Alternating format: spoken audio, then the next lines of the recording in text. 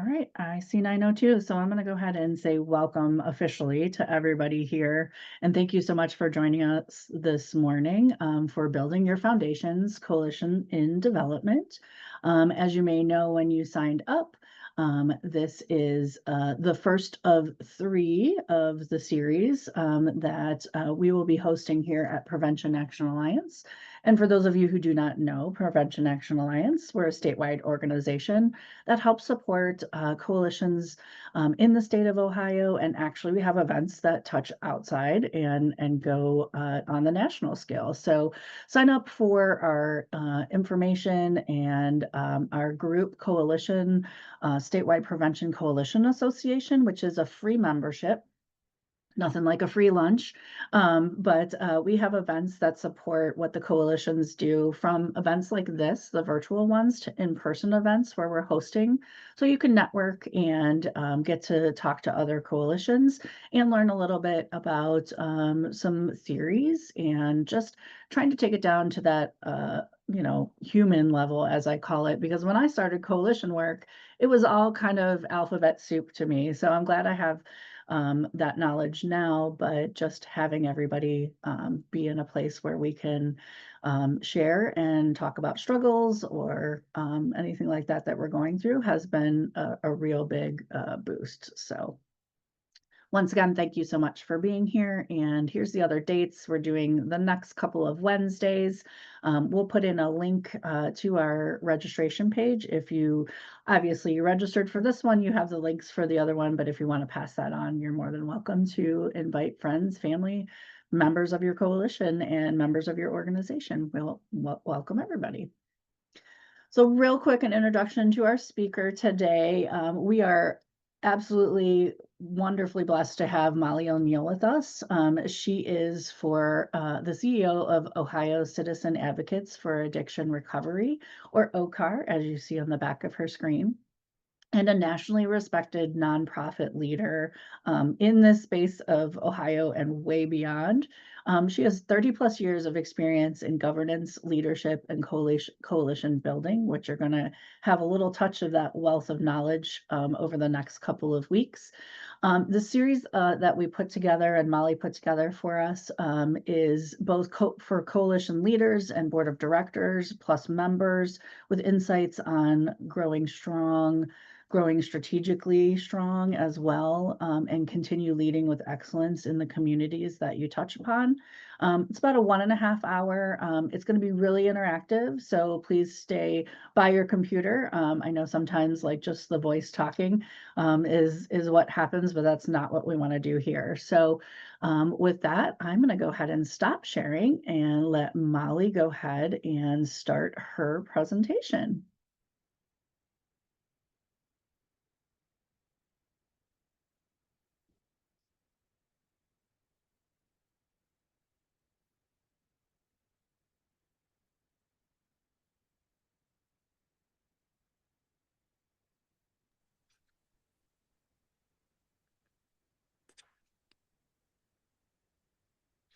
Good morning, everybody.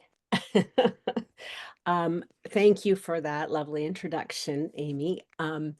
Amy I've just really noticed, has a tendency to exaggerate just a little. Hey. I really appreciate being here with you all, and I'm grateful for this opportunity to be with our wonderful prevention folks. You guys are the very beginning of all of this work, and so you launch our whole continuum off, and you do it beautifully, and you do it with elegance and with science and with fun, and I'm really grateful for you. And then we're going to just jump right in and share the agenda today. We're going to talk. I'm going to try to touch on some of the things that you all mentioned as we go through this process, of course. We're going to talk a little bit about recruitment and retention, actually a lot about recruitment and retention, because I feel like that's a big challenge for a lot of people. And we'll talk a little bit about coalition structure and leadership, and then training and cultural competence, which I prefer to say cultural responsiveness, and I forgot to change that word. And sustainability and next steps. And as Amy said earlier, this is a three-part series. So things that we don't talk about today, hopefully we will have included in a next and a next and or a next session. So we'll have two more sessions, one next Wednesday and one the Wednesday after that. Um, so m- moving right along, I do want to talk. You are the prevention science folks, and so frankly, you probably have this down a little more than I do. I know some of you who are certified and et cetera do, but I do want to talk about the marriage of public health and prevention and how I think that public health is really where all of our continuum should live. So I think that's a wonderful place to be for prevention science and prevention providers. Um, and the strategic prevention framework you will all learn about as you continue to work toward or go to, work toward certification or go to academies or work on building coalition. But the science I think is so amazing because it provides an actual framework that you can begin to do to actually to have steps in building your work. And the work starts in community, and so it's very important to assess the needs and the ideas of the community, and certainly both recovery support services and prevention start at the local level and work with finding out what people have to say. So that there are assessment tools that can be used that help to provide a structure for that process, and working with what are the strengths of the community is very important. Focus for assessing the community, and but it's I think primarily important that we are listening to the community that we want to be supporting and that we want to be working together with. Um, and if you want to build a coalition, listening is one of the skills and gifts that you really must have. I'm going to invite Amy and Hannah and Fran and all of you at any time to add to what I have to say. Because this, I think we grow from not from a didactic kind of process, but from a conversation and dialogue. So please, anybody who wants to dive deeper on one of these or correct anything I say, you're more than welcome to do that. Um, you know, capacity building and planning and implementation. I think that I like that this is a circle because, but I would sort of like to see some of it bleeding a little bit because it's one of those things that isn't necessarily we don't in a linear kind of process. You don't build capacity and then you're done, and you don't create a plan and then you're done, and et cetera. You're always developing capacity, and that's one of the great ways to ensure that you keep the coalition going and that you're bringing in folks, new folks, and you're building their capacity. And in our work, we're always learning new things. I mean, the researchers and the scientists are continually looking at what's working and what's not working, and also what are the theories that we've been working around that we have suddenly we're figuring out are not accurate. So we need to be always building our capacity and learning from the science and growing and ensuring that that we have new people coming in and developing their skills as well. Planning is also ongoing because if we aren't an organically growing organization or community, or coalition, then we will eventually stagnate and die. So we have to continue to plan, and planning around the new information that we have, and planning around how our community is changing, because communities are organic, right? And they're always changing and growing, and needs are changing and ideas are changing. So that planning piece and that implementation piece, it's an ongoing process. And of course you need to have, or it's very helpful in the work, I should say, to have some timelines and some structures to that process, so that you're able to work against that the outcomes that your measurements that you're looking for, right? So so that you can evaluate the process. But we also have to understand that we can adjust, and the evaluation isn't to say, oh gosh, you don't do well on this, you're just not, this just isn't good. It's to say, okay, what are we going to learn from what we are seeing, about how we have planned and implemented, and what our capacities are. So evaluation can be scary, if you think it's a gotcha, but it's really about information. It's also a part of the process of learning and growing, and being able to be that flexible, um, uh, changing organic, coalition. So the process, I think, is really helpful, and not being overly rigid with it is pretty important.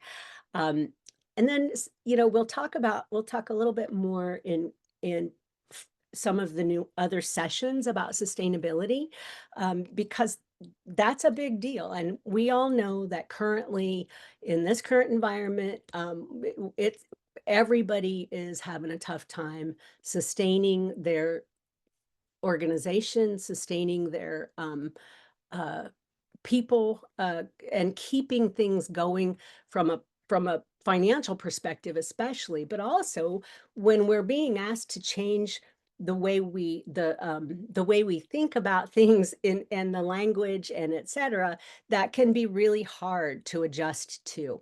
So one of the things that we talk about a lot is, it's not about the language, it's about the work. And we're not gonna get petty and do, make a bunch of, and get focused on the noise. What we're going to do is put our heads down and continue the work, and continue to be the people that we are. So it's important to be culturally responsive. You know your community. Who's in your community? Do you have multiple cultures in your community? In Columbus, we have a beautiful tapestry of different cultures. We have Hispanic culture, we have Indian culture.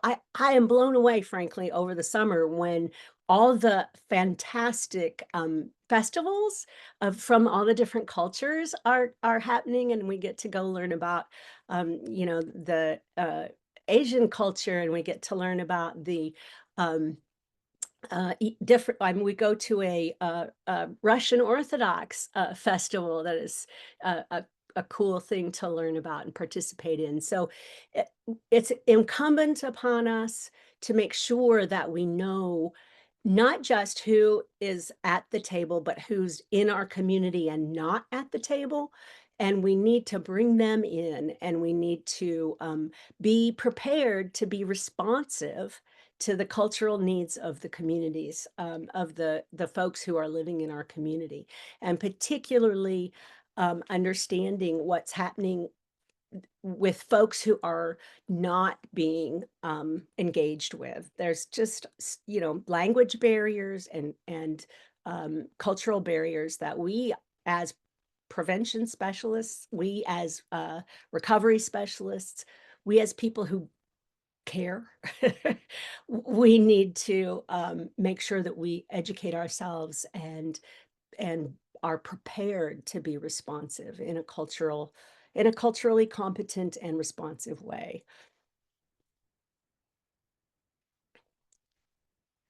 I'm not seeing any questions or comments, but again, I want to invite you. So we're in when you when you build, when you begin to recruit your members, again, you want to make sure you want to absolutely ensure that your coalition is representative. And one of the things that's very important is that your coalition leaders represent the people in the community, that they represent the cultures and the backgrounds that the people in the community are needing to see. They need, folks in our communities want to see that there's somebody like them in the leadership. That's important.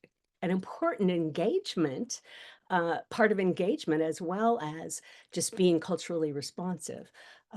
If we want to be able to work in Ohio with the Liberian, in Franklin County, I mean, with the Liberian community, of which we have a really significant group of folks, then we need to be working with the leaders in the Liberian community and bringing them in and supporting their participation and learning from them as well.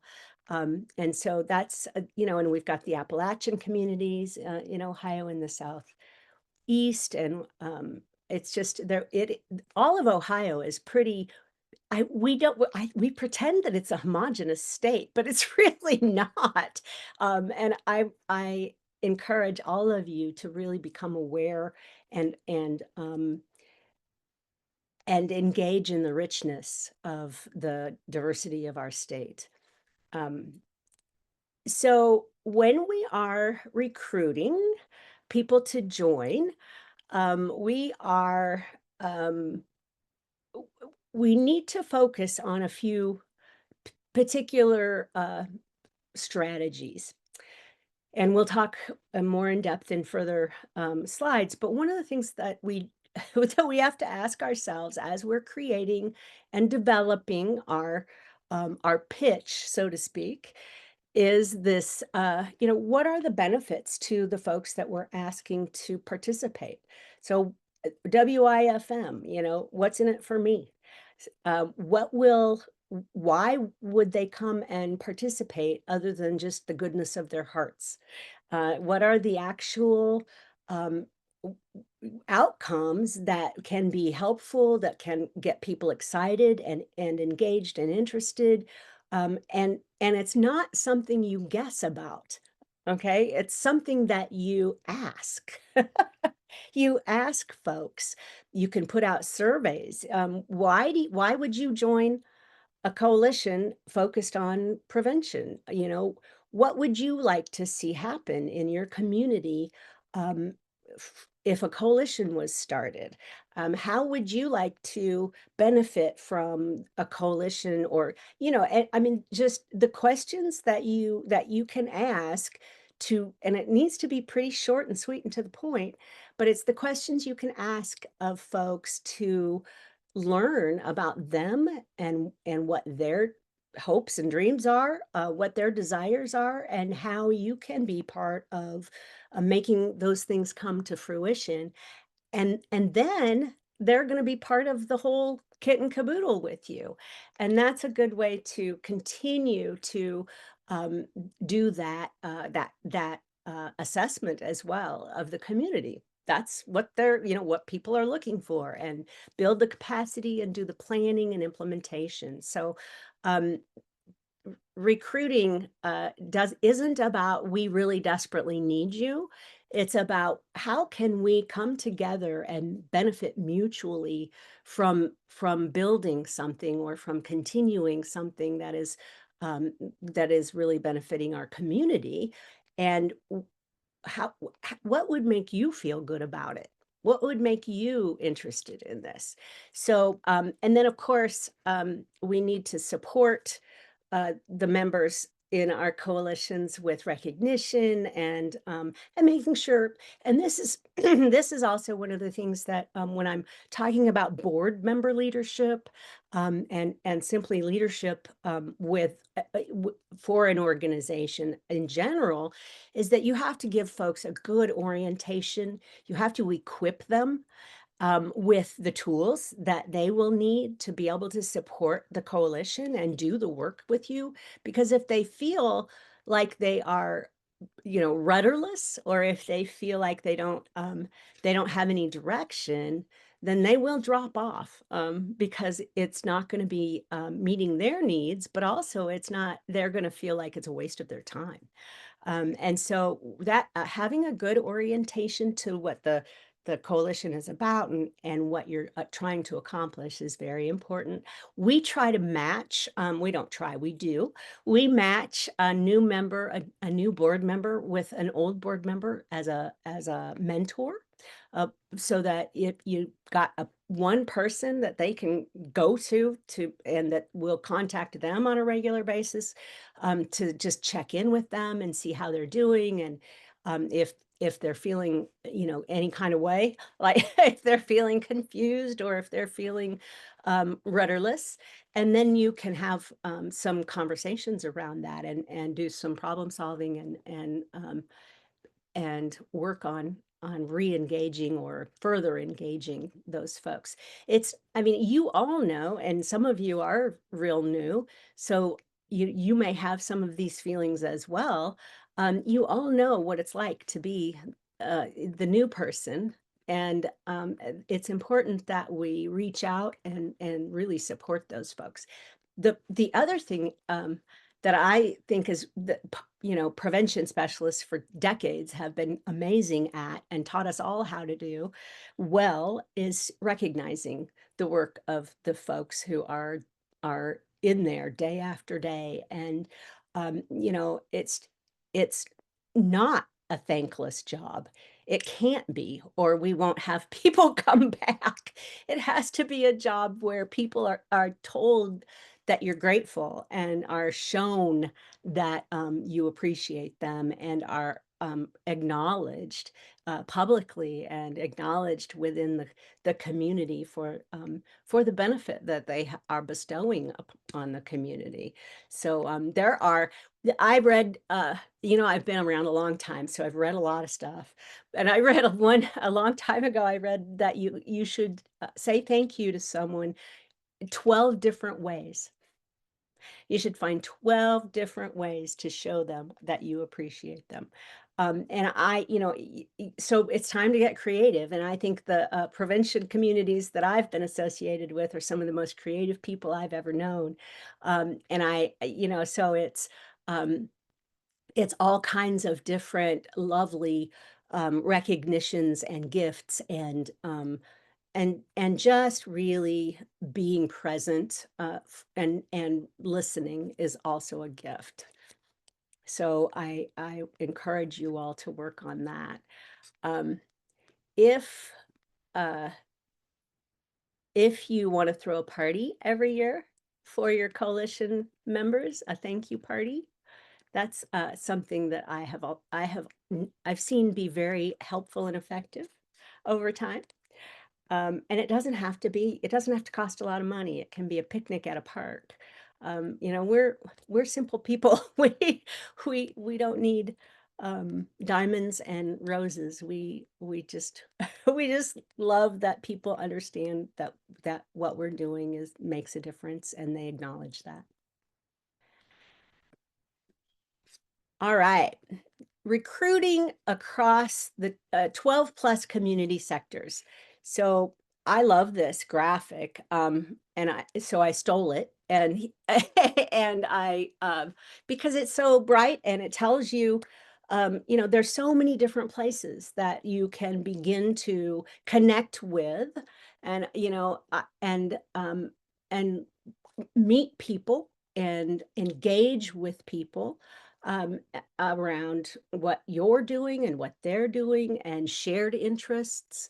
But the other piece of this is that it's it's important to have representation across the 12 plus community sectors, right? It's important that all of our community folks are invited and are representing their sort of, at least representing their sector. We need to have our businesses, we need to have them on board so that they can get the word out, and also so that they can support the process, and they get to support. This is something that I learned a long time ago from a mentor. It's an opportunity for them. It's not, you're not begging them, you're offering them an opportunity. Businesses want to be, in the community and want to be known for doing good works. And so give them the opportunity to do that. They also can bring a perspective that is a very important perspective from the community. And it's, you have your chambers of commerce, and you have your um, um, other business orient that National Association of Women Business Owners. There are local chapters of those folks. There's all kinds of business groups that you can connect with and recruit from and engage with. The media is one that we all know it can be fraught. And so it's great to have someone on our side in our coalition who is a media person that can be the mole for you, if so to speak, and can really do some not only engaging of media to get some you know so that you can get media coverage, but also to help teach what are the things that we must make sure that we don't say because they will be misconstrued, and what are the things that we don't say because we aren't gonna blow anyone's anonymity? And what are the things that we do say so that people understand what we're doing? And if they want to engage with us, which we hope they do, then how do they get a hold of us? Those kinds of things. Managing media is tricky, and it's very helpful to have an insider in your coalition. Um, Obviously, schools, I won't say a whole lot about that, except because I know that that's kind of the most obvious place that we want to recruit from. Um, but so, I mean, we have a school prevention specialist here with us, right? And um, we certainly want school folks to be leaders in our coalitions, but we also want them to simply participate. So if you get you want teachers if they're willing. I know that teachers are really, really overly taxed. Isn't that right, Shayla? And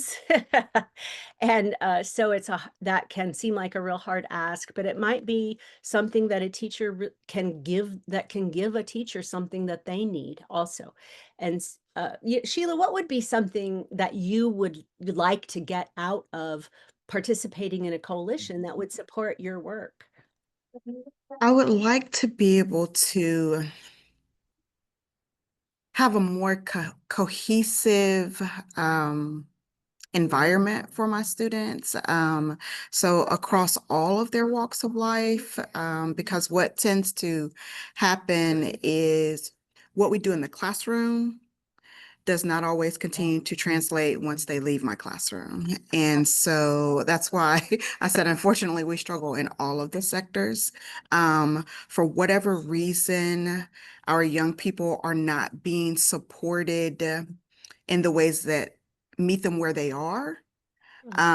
It's more, well, you should be doing this because you're this age. You should be doing this because you have people to support you, right? And so, yeah, I think as a community, we have to change our mindset around how we assist them and also keep things consistent with them across the board, right? How we talk to them, the language we use in general, how they're healing and the things that they are doing to grow. Yeah, so yeah, just Thank you. Thank you, you're Sheila. welcome. Who's my other teacher? I think Janet, or not teacher, but aren't you school-based, Janet? No, there was another. I used to be school-based. Oh, okay. Now I work with clients in recovery. So I work with adults. All right. All right. So I conflated those things. All right, thank you. Um, so, what I just heard from Sheila is the pitch. I heard the what's in it for me, that I can engage with her around in inviting her to participate in my coalition, right? So, have let me ask you this, has anybody in here, worked on engaging from one of these communities, law enforcement or youth or, government, and, had any particular challenges or particular successes, and tell us about that? Anybody? Melissa?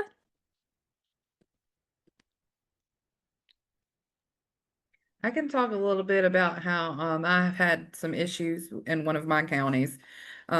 So again, our agency, we actually serve 3 counties, and 2 of our counties we had good contacts in, but there was basically our more rural county was non-existent in the prevention realm.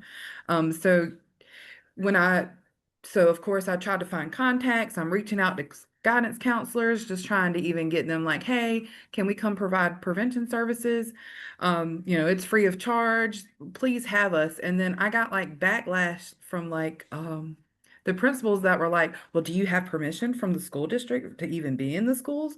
And I'm like, that's that's hard and challenging. Like I'm trying to come and provide something for you for free, and so then I had to go through that route of getting an MOA, getting that in writing so then I don't get that backlash anymore. But then of course, you find those good contacts, and it's so like rewarding when you find that one good one that wants you to come and they continue to reach out to you. And so definitely have been able to grow. Of course that first time whenever I got that one that was like, oh, like, are you even able to? But that did help me to be able to build, make sure that I do have it in writing, like, y'all are saying that we can be here. So now I need you to kind of um, hold up your end of the bargain. So Yes. All right, great. definitely been working on growing it, and it's been rewarding, but then at the same time challenging. Absolutely. Thanks, Leanna. Yeah, schools are a particular challenge from time to time if they're not already engaged in prevention work.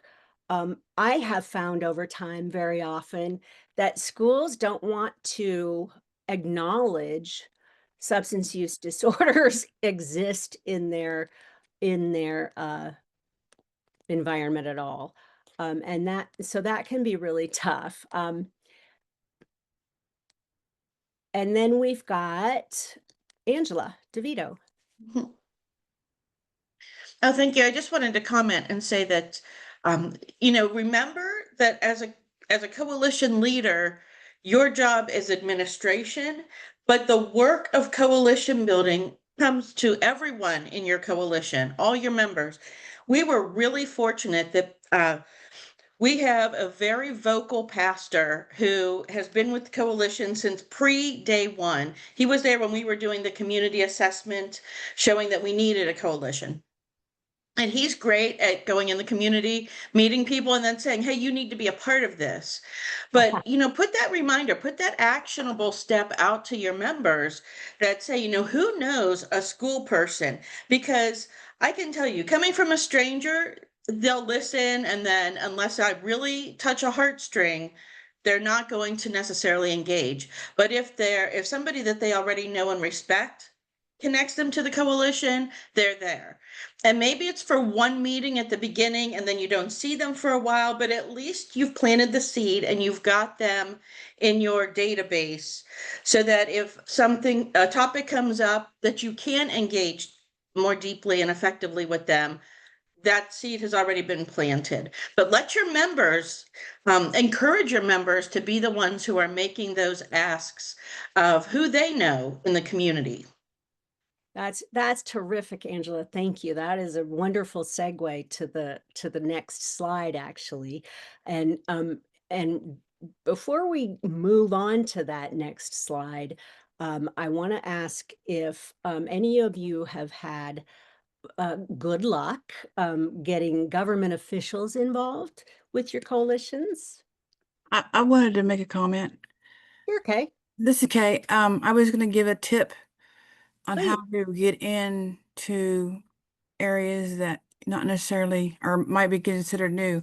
Start going to their meetings, like go to the school board meeting, go to the commissioners meeting, go to the chambers meeting. Just start going to where they are at, and they'll start recognizing you as a person who's interested, and then start volunteering to do like something for them and just build that relationship. But if you go to them and realize that you're actually going to help them, they're more apt to welcome you.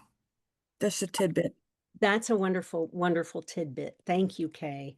Anyone have specific examples of government engagement or Well, I have, being involved in gambling prevention, gambling education, I have connections with the Ohio Casino Control Commission, the Ohio Lottery, Ohio for Responsible Gambling, and the Ohio Mental Health and Addiction Board. Those are where I know people. So I don't know if that counts as government.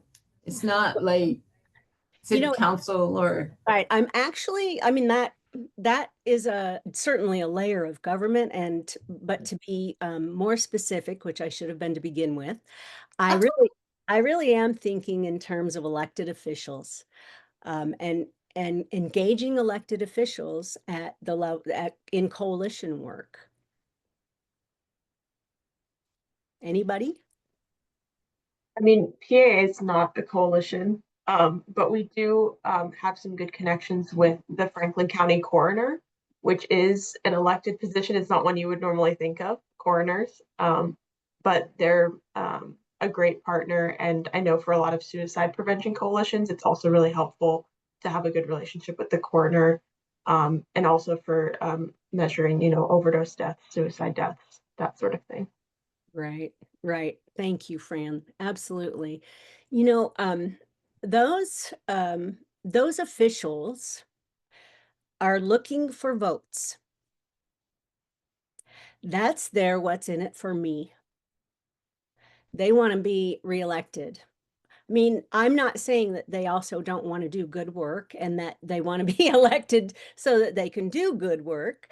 But the reality is that from the day they get elected, they're working on being reelected. And so, coalitions that can get themselves in the public, and that can use those media contacts, and that can that are active and working, are much more able to engage your government folks. But if you have a retired judge or a retired member of a county commission that you might want to talk to, then they can be very, very helpful in engaging the folks who are, I mean, not too long retired, but if they're recently or somewhat recently retired, those folks can also be really helpful in engaging government, but government officials. But the important thing when you are talking to government officials about engaging is really to listen to them. Again, we're going to go back to listening, to listen to them and understand what are their priorities. Why did they decide to run in the first place? And what is it about, what was the compelling community challenge that they felt they needed to be elected to help solve? And how can the coalition be supportive of that, of helping him or her solve that? So there's lots of what's in it for me opportunities, and again, some more engaging and listening to those folks about that, asking those questions directly, are important things to do to really bring people in. And then, of course, that has to be authentic, right? You can't say, oh, we'll do that and then not, because they'll go away. But, it has to be authentically a good partnership or a good connection, but it's also, all of the things that we do are intended to be supportive of our communities, and that's what our elected officials are ostensibly uh, also in it for. Molly, So, oh, go ahead. I'm sorry, Molly. I can't get my little thing to work to raise my hand for some reason. It won't work on my end. I hated to interrupt you. That's all right, Kay. Go right ahead. I was just gonna say I used I'm actually on my local county council. Great. So that kind of, well, my suggestion is to those of you, consider running for city or county council. That will open doors for you. If you can get elected, was my suggestion. That's great. That's fabulous. Thank you, Kay. So, as has already been alluded to by our experts in the room, um, coalition building is kind of an upside down pyramid scheme. We're not trying to make one person at the top rich. We're trying, as one person at the bottom, to begin to develop more and more and more participants, right? So, if we go, all right, first of all, I think it was, actually, I don't remember if it was Kay or if it was, an, who was it that said join and attend? Was that you, Kay, or? Yes, ma'am. All right. So that is, I mean, here's my slide, right? And Angela, I think you were sort of giving this advice as well. If you want people to be involved with you, get involved with them and engage with them. If you want to find the folks that are in your community that you want to be able to recruit and engage with for your coalition, then join the Parent and Teachers Association. Join the coalitions that are, or a coalition that already exists. Join the Altruses and other affinity groups. Go join a club. Some of us go to meetings on a regular basis. Multiple pathways of recovery there, and one of those is Al-Anon. And there's been, I think there's a foundational history in prevention of a lot of participation and support from Al-Anon communities, Nar-Anon communities, adult children of alcoholics communities. There, family member communities that exist in your community are a good place to go to begin to engage with other people who already understand the need for prevention and what that can really truly mean for a family as well as a community. Professional associations, we are everywhere, right? We aren't just stuck in our meetings. We are everywhere. We join and we participate. We're in our neighborhood association, and networking isn't my favorite word because sometimes the connotation is that it's kind of fake and phony and you're just trying to get something out of people. But that's not what we're about. We're about sharing. We're about a mutual benefit, and it's a great way to networking at different opportunities.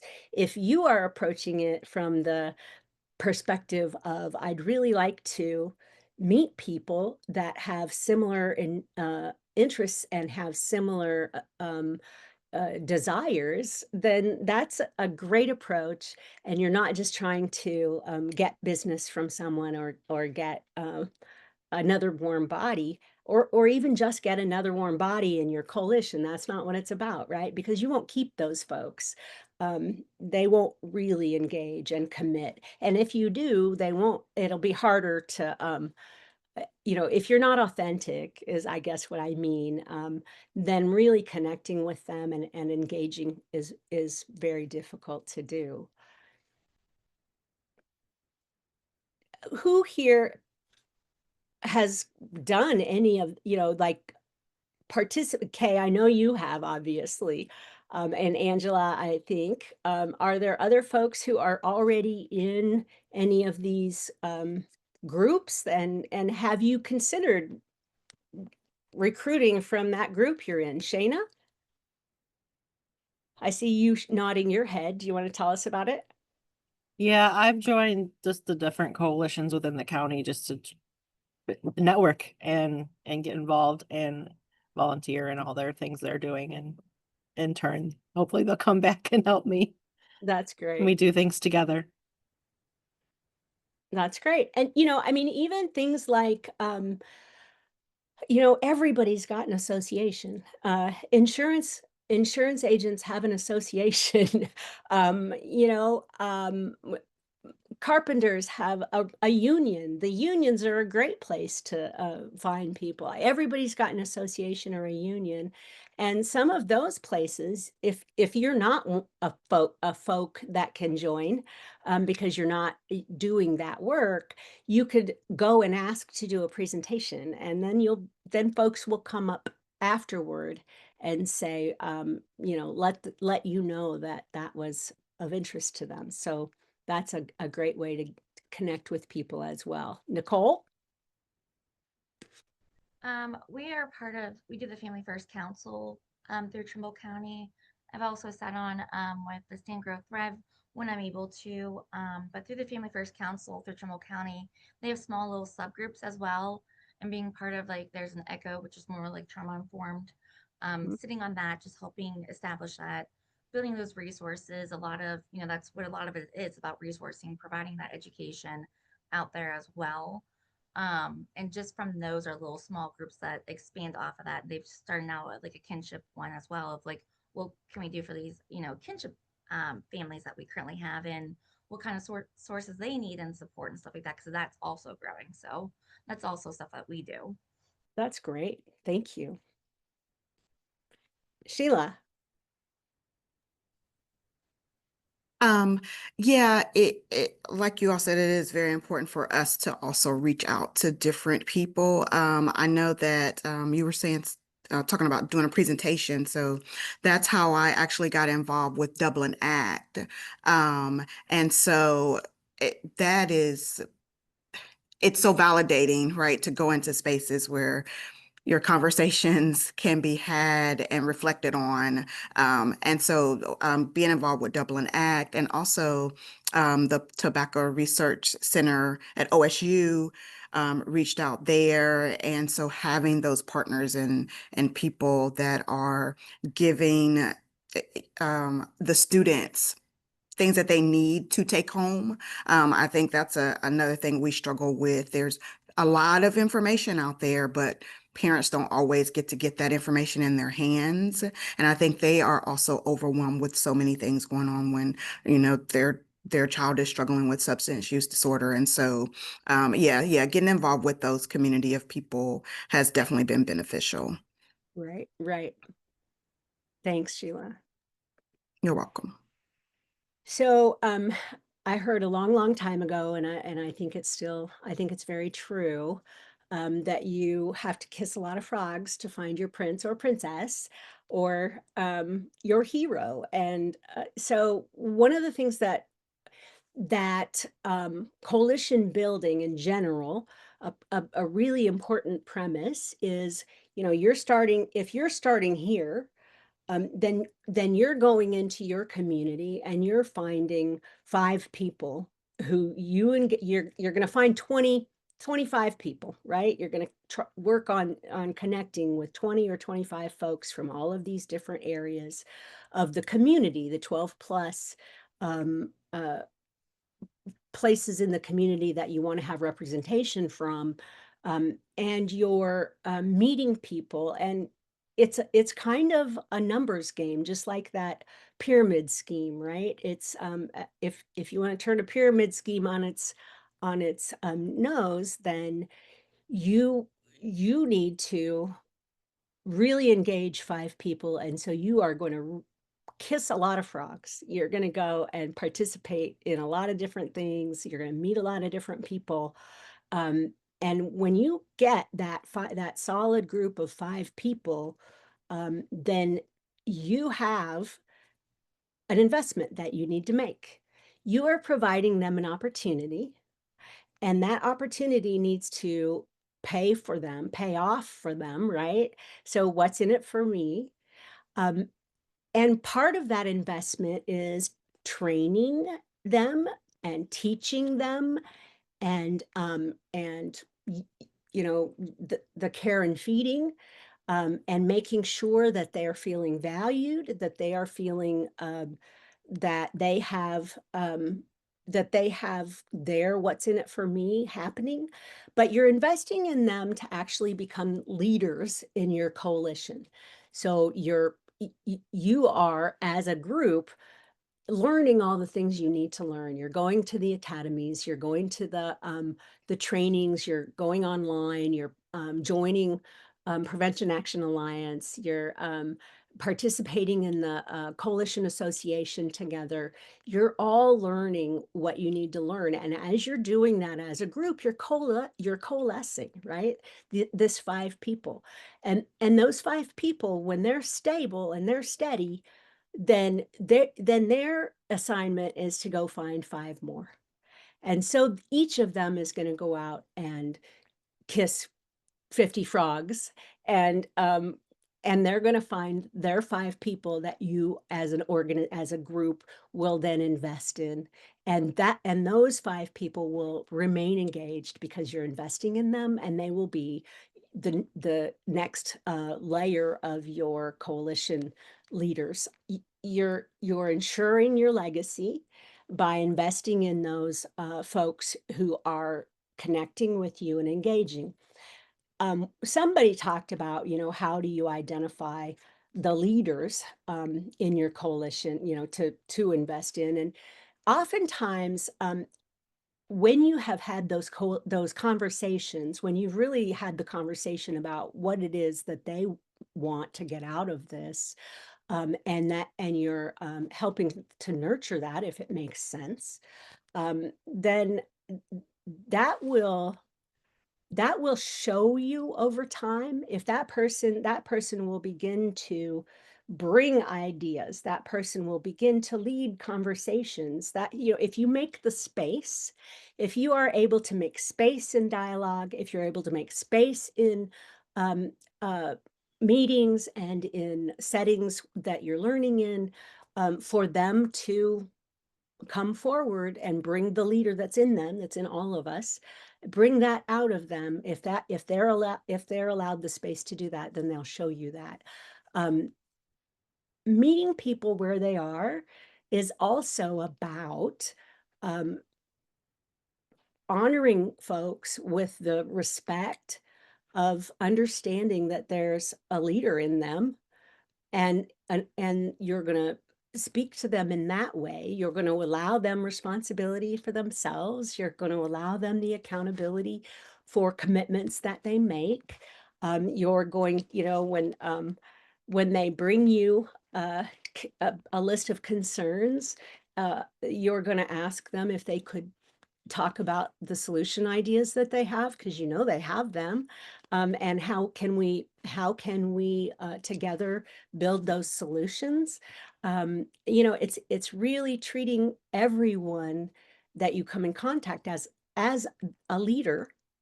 Everyone all 5 of those people you're treating as a leader, and the expectations are that they are going to respond that way. Some people obviously won't. Some people won't have the bandwidth. Some people won't have the desire, and that's okay, because we also need folks who are not necessarily on the leadership track, that are just willing to suit up and show up and roll their sleeves up, and that's awesome. But those leaders tend, if they are being oriented, trained, nurtured, cared for, they tend to float to the top. And I don't mean the top as in they're the best, because you'll have people who are the best at showing up and suiting up and just doing that work too. But they'll show up as a leader if that's who they are and that's how they want to participate. Does anyone I mean, we've got some pretty experienced folks on here. Does anyone want to talk about how that may have or may not have worked for you? Hey, Molly, do we want to put that into the chat? We're running up right about 4 minutes left. So I just want to let you know. And if they want to share stories in the chat, that would be Sure. perfect. But I know you have a couple more slides to get through. So That's a great idea, Amy. Thank you. I just love hearing people's stories. I know, I do too. I'm the same way. So when you are recruiting, you really are looking for people who have the talent, the time, and the treasure. And I always talk about treasure because people need to donate, especially the leaders in your organization need to be willing to put a little cash, a little money where their mouths are, and you as the leader, it doesn't matter how much it is. Everybody just needs to invest. And so if, you know, folks who don't have a lot, if they are able to forego a coffee a week or something, then, you know, you've got a $20 bill to give. And that's awesome, because they've made an investment that is at their level, an investment.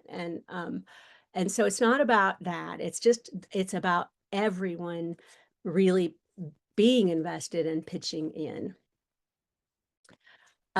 So I wanted to do a kissing exercise with you. I wanted you to kiss each other and see if you found your hero or your prince or princess. So I'm going to give you 2 minutes. This is something I think we really need to do. What I think I'm going to ask, I mean, so what's your pickup line? What's your pickup line is how are you going to approach that person and ask them what would they want to get out of participating in a coalition in some way that makes sense. So is it possible, Hannah, to do a 2-minute breakout session? Yes. Great. Let's just do 2 people in a room. Okay. All right, we're back. You know, if we got to do one thing today, I think that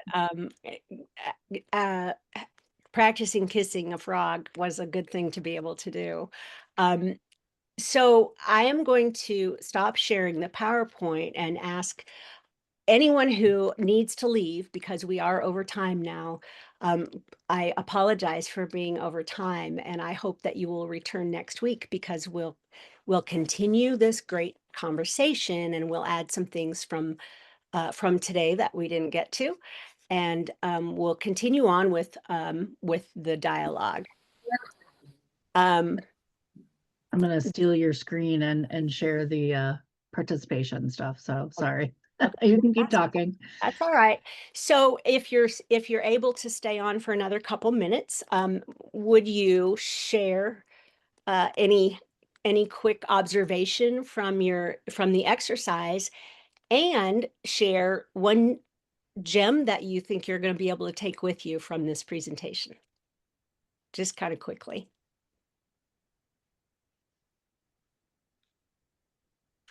Anybody?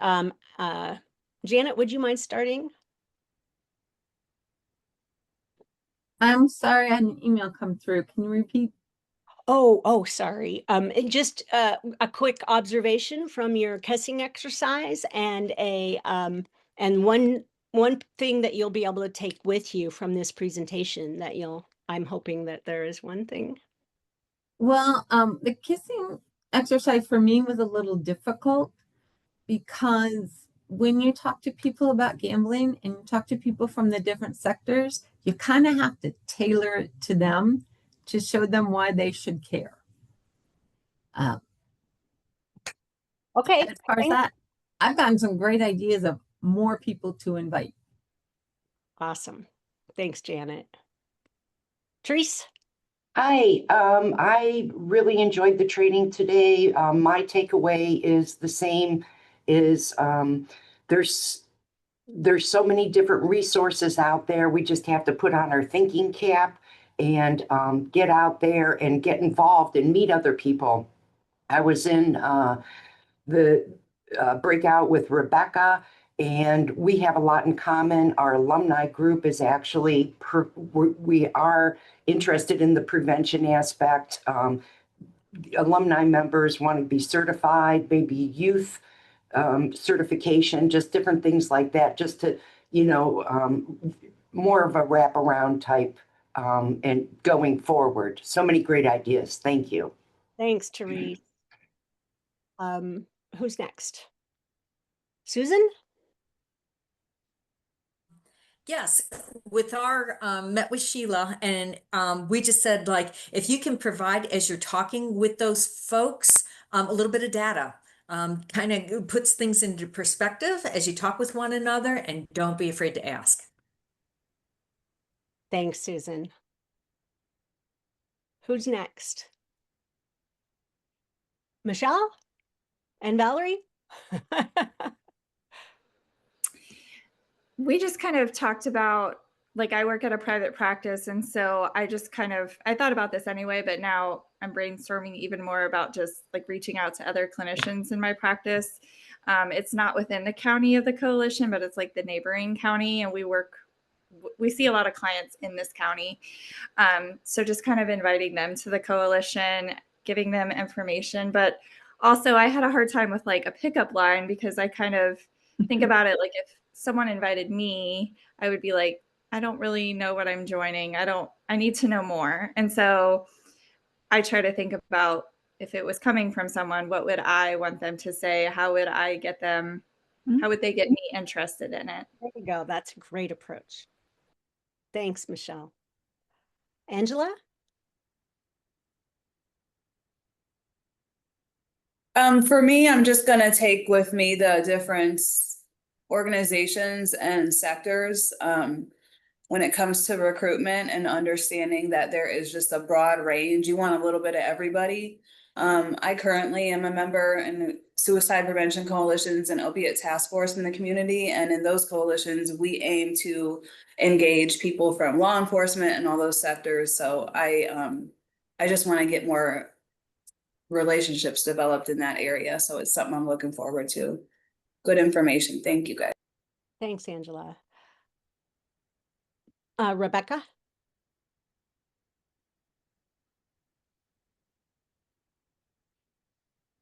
Sorry, it took me a minute to get off mute there. I had a great experience, I think, working with, similarly working with Therese and getting some of that connection even in our own county, which was really fun, as well as I think my takeaway for the day was just, go to their meetings. I think that's advice that I always keep in the back of my mind, but I think just hearing that reiterated is always encouraging, of continuing to go to their meetings and finding those 5 people to invest in, and hope that that investment is returned. Excellent. Thanks, Rebecca. Sheila? Like Susan stated, we talked about data, and I know that as good of a job as we try to do as educators to make sure we're keeping up with all of that, there is definitely so much room to be able to grow in that and be able to put that data out publicly, right? So I know that what I have in the classroom I can keep up with, but I think that it needs to be put out so people can go and see how we're moving and navigating on a regular basis. Anything you're taking with you, Sheila? Oh, sorry. Yes. I'm taking away, again, like everyone has stated, making sure I'm staying in the community, showing up to meetings, networking with people that can offer the support and the funding, because the funding is definitely always needed. Like you stated, donations are very important. Thanks, Sheila. You're welcome. Kay? I enjoyed hearing from the Ohio side of things because since I'm in Indiana, but I'm right next to, and I mean, I'm right next to Ohio because I'm Right. just a few miles from Oxford. Right, right. Well, I'm glad you were here. Thank you. Thank you. I think that one thing I want to reiterate is, and it's very important that you have some conversations before you use your pickup line. But perhaps a good pickup line might be something like, how would a prevention coalition be able to help you in achieve your goals? So Any there you type of have it. prevention, any type of prevention. Any type. All right. So I hope you all are able to come to our conversation next week. And I really look forward to seeing you again. Thank you all so very much for your input and your participation.